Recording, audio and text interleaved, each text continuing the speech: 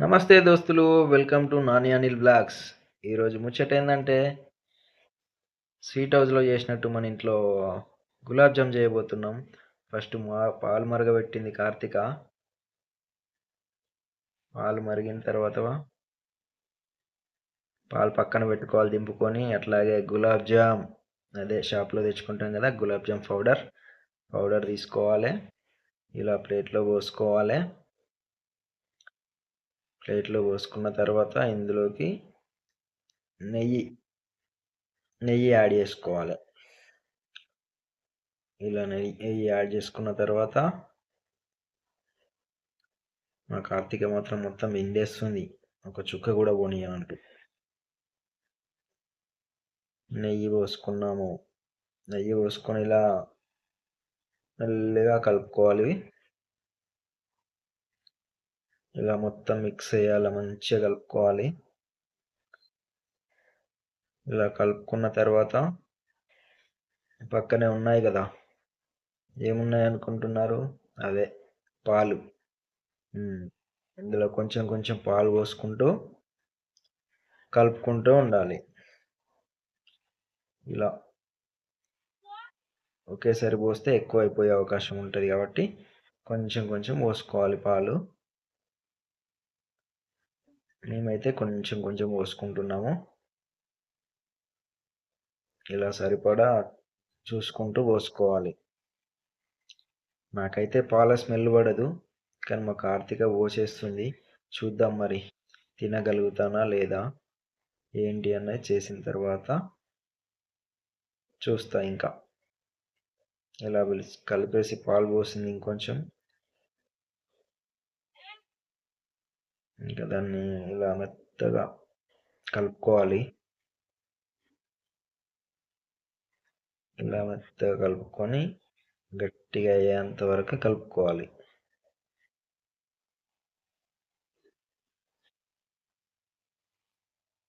కార్తీక మాత్రం సరిపడా పాలు పోస్తూ కలిపేసి మొత్తానికి గట్టిగా అయ్యేంత వరకు కలిపింది. చేస్తుంది మన చపాతీలు కదా, పిండి కలిపినట్టు కలిపేసింది. ఇంకా దీన్ని ఏం చేస్తుందో చూడండి ఫ్రెండ్స్. అదిగో మంచిగా మెత్తబడేలా కలిపేస్తుంది. ఇంకా దానికి గట్టిగా చేసింది, గోధుమ పిండి చేసినట్టు చేసింది. దానిలో నుంచి ఇప్పుడు చిన్న చిన్నగా ఏమంటారు, చిన్న చిన్నగా గులాబ్ జాములు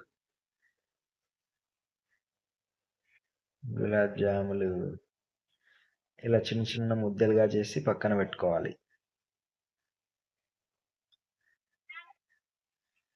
ఇలా ఒక్కొక్కటి చేసుకొని పక్కన పెట్టుకున్న తర్వాత వీటిని ఏం చేయాలో ఇప్పుడు మనం చూద్దాం. కార్తీక చూపిస్తుంది, మనం చూస్తూ ఉందాం ఫ్రెండ్స్. ఇలా చేసింది.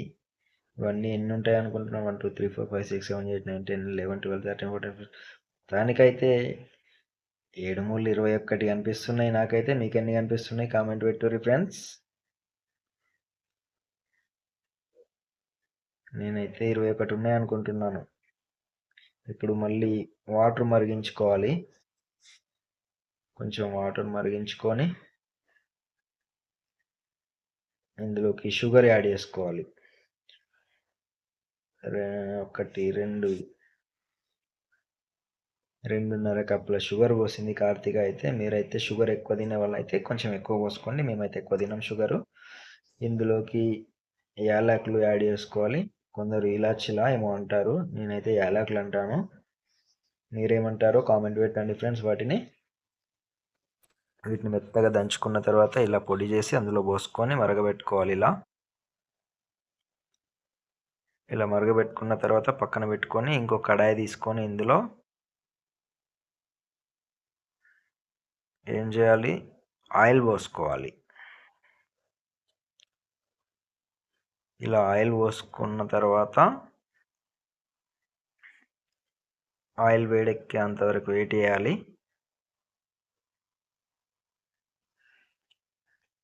ఇలా ఆయిల్ వేడెక్కిన తర్వాత ఏం చేయాలి, కార్తీక చూపిస్తుంది ఇప్పుడు. ఆయిల్ వేడెక్కిన తర్వాత ఇలా ముద్దలుగా చేసి పెట్టుకున్న వాటిని తీసి ఆయిల్లో వేసుకోవాలి. చూడండి, కార్తీక చేసి చూపిస్తుంది. ఎవరైనా ఫస్ట్ టైం చూస్తున్న వాళ్ళు కామెంట్ పెట్టండి, నేను ఫస్ట్ టైం చూడడం అని. అంటే మమ్మల్ని కాదు, ఫస్ట్ టైం అని.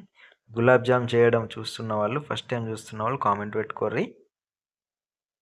ఇలా అదిగో కొంచెం కొంచెం కలర్ చేంజ్ అవుతున్నాయి. మీరు ఎప్పుడైనా చేశారా? మీరు కూడా చేసి ఉంటే కామెంట్ పెట్టండి. ఇలా మొత్తానికి కలర్ చేంజ్, బ్రౌన్ కలర్లోకి వచ్చేసాయి. ఇంకా వీటిని ఇప్పుడు ఏం చేస్తుందో చూద్దాం. కార్తీక గిరాగిరా తిప్పేస్తుంది మరి.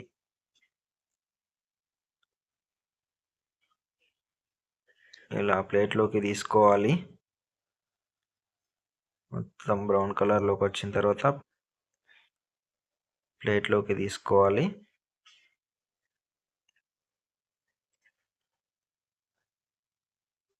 ఇలా ప్లేట్లో పెట్టేసుకొని తర్వాత మరిగించిన వాటర్,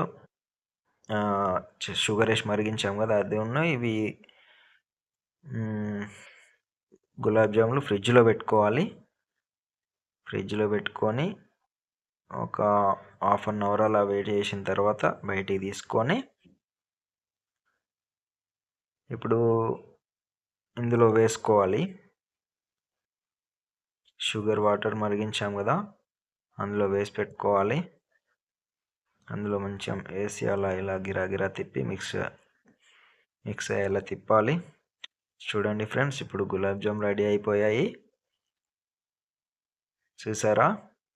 నోరు ఊరిపోతుంది చూస్తుంటే. మీకేమనిపిస్తుంది కామెంట్ పెట్టుర్రి ఫ్రెండ్స్.